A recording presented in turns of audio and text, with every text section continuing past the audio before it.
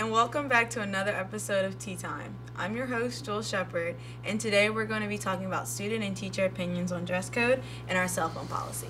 Let's begin with dress code. Our dress code has always been attacked and been a controversial topic in schools. People usually feel like the dress code is mainly targeted at girls because boys often get penalized for headgear like hoods, hats, and do-rags. Maggie, can you inform us on the school's handbook policy? Sure thing. According to the handbook and the policy they have put in place is to prepare students for expectations of a work and future academic worlds beyond high school. The policy consists of rules like no skin may be shown from any side between the horizontal line through the armpit and a horizontal line through the mid-thigh. No bra or underwear may be visible at any times. Shirts, tops, and dresses may have straps of at least 2 inches wide or have sleeves. Students must wear shoes. Hats, do-rags, face masks, and sunglasses are not to be worn in the school building during a regular school day. Clothing which advertises controlled substances or tobacco product is not permitted in the school. Likewise, clothing with vulgar language or drawing is not to be worn. Bandanas, bandana-printed paraphernalia, gang insignia, and tagging of any sort are not allowed at school, on any book, book bag, skin, or other item. We've talked to girls and boys about their opinions on the policy, and they believe that tall girls are often targeted. Katie, how do you feel about that being a tall girl? All right, okay. So I don't like to wear a lot of shorts because I get cold easily because my thyroid is wrecked. You know, that's fine. But, so, I don't know. I feel like the dress code is inherently biased because I feel like for the most part the clothing that is targeted is things like short shorts or mini skirts, things like that, or spaghetti strap tank tops. And generally females are the ones who wear these clothing items. And I feel like when those women and girls, when they get removed from class and are told you need to cover up, you need to change your clothes or wear gym clothes, or you need to go home or have a parent bring you and you need to wait in the office until they get here, I feel like that is inherently saying that that your education is less important than other people's. And honestly, like, today, stores aren't selling the clothes that fit our dress code. I mean, so many stores you walk into and you can't find a single shirt that's not a crop top or shorts that come to your mid-thigh. Like, the ripped jeans that go all the way up your thigh, that's what's in, so that's not what's in stores, so it's hard enough to find clothes that are within dress code. Definitely. It's really true. Really hard. It's hard shopping for school dress code clothes. Definitely. I feel like there's not a lot of jeans that aren't ripped anymore up, like, you know, and like most shirts are crop tops, so it's like, what are you gonna do? And I wanted to touch back on being the tall part. I've seen that there are shorts that other people can wear, and if I wear them, they're riding up on my upper thigh. And like, I've had shirts that are like size for, you know, like regular size people, and they look like crop tops on me because I have a long torso. And so, you know, you have to work extra hard just to wear something that anyone else can wear. Yeah, I feel you on that. I feel like it's just hard, like, because, like, I feel like we should be able to wear athletic shorts if they don't show anything, like, provocative. Like, I feel like that's just a big problem is if it doesn't show anything inappropriate, then why can't we wear them?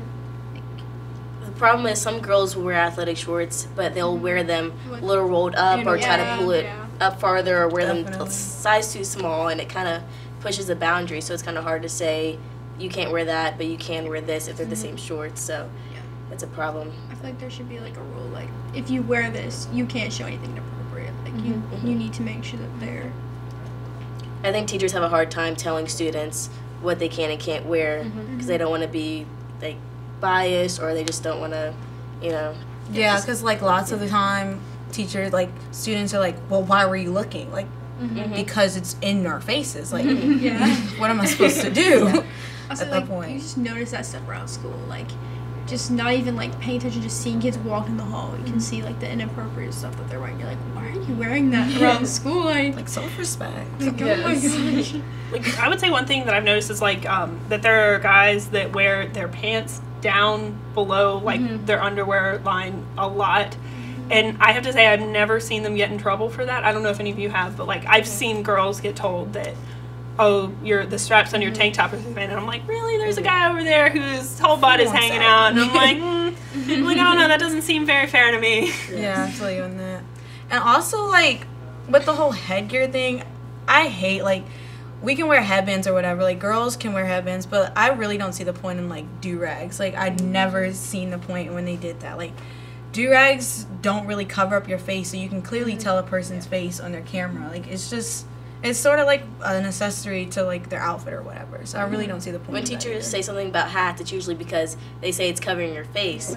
A do-rag is more distracting than your hair. Your hair covers your face a little bit, but they're not going to say cut off your hair. So a do-rag is, sealed onto your head. They're not going to, they can see your face. So Yeah, definitely. Yeah, I feel like that should be a part of the dress code. Like, why is it such a problem that they wear that? Like, that's what they decide to wear, and that what they feel that is. Yeah. Now let's go on to the cell phone policy. Just gonna let it scroll a little bit.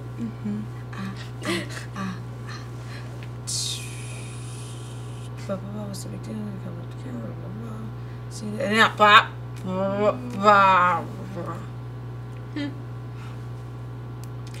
Now onto the cell phone policy. Maggie? Our handbook states that having our cell phone is a privilege and not a right, and should only be used during permitted times during the day. During class, students are not permitted to use their cell phone devices or other devices like smartwatches at school and in class. These should be put away along with other accessories to your devices. During class changes, so 5 minutes, students can place calls, but when the warning bell sounds, should be put away. When the appropriate time to use headphones in school, only one is allowed in. You are not allowed to take pictures or video of anyone in school without permission. In case of an emergency, you are allowed to place a call in the office with administrative approval, and messages from a guardian will be delivered to the student. So that's the policy, but in reality, some teachers just really don't care. I mean, I understand if it's like a core class where like you have instruction time. Most of the time you have like instruction time for a certain amount of time. Then you have classwork, and either some teachers would be like, yeah, you guys can have your phones out now and listen to music while you're doing classwork. But then others just like go mad, like bogus over it. Like it's not that deep. Like yeah, I feel like if a student's gonna be on their phone, like that's their right. Like if you're gonna be on your phone during class, then you have the right to fail. So I mean, like, it's your own fault. You get what you your get. own fault, and I feel like being punished more for that, like getting referrals and stuff, it's just more punishment than just getting the F that you deserve. But I definitely think it should, I think it's okay for a teacher to say, don't have your phone out in my class, because it is something that when you see someone texting and it's like a dark classroom or something, you automatically are like, oh, what's that light? Let me look and see what that person's doing. So I personally find cell phones out in class a little more distracting than I would anybody breaking dress code. So I understand if teachers want to put kind of regulations in their class, specifically. I just don't feel like when a teacher is in the middle of instruction, and if I'm into what they're saying, and then all of a sudden, put your phone away, I'm just like, oh, okay, we're just gonna look at him for a while, just wait for him. Okay, getting written up. Okay. That was 5 minutes. I think most teachers are good at telling their class when to not have their cell phones out. Some students don't listen still, but I think overall they know when is the appropriate time to have their phone out, at the beginning and very end of class. But some teachers have a problem telling students, hey, put your phone away, and they repeatedly have to tell them, put your phone away, and that's when it gets to the point where they just need something stricter. So we talked to some teachers about the cell phone policy, and for the most part they think they should be able to just make up the rules in their classroom what they would like. Some people have a sign saying cell phones are allowed, cell phones aren't allowed. And then the idea of having cell phone pockets, so when you walk into class, you put your cell phone in a certain bin or in a certain pocket that's assigned to you, a certain number, and at the end of class you can get it back, or when it's appropriate you're allowed to use your phone. So I think that would be a good... Yeah, the one overall rule I think everyone should abide by though is filming people, because it's Virginia law, you cannot film people. So people still do that, and that's one of the causes of bullying at the end of the day too, because you just see somebody's story and oh, look at that, look at no, they shouldn't be able, like, I understand the filming part. Like, very well.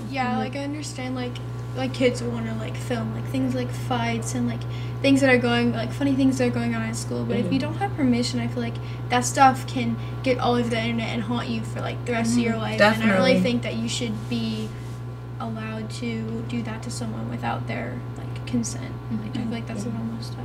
I'm glad you brought that up because I never really think about the whole bullying part. I usually just think about student being distracted while having their phone with them. But bullying is also a really important issue that we're trying to, stop that from happening, and that's really important is cell phone use. Definitely. So that's all we have for you today on Tea Time. Until next time, thanks for watching.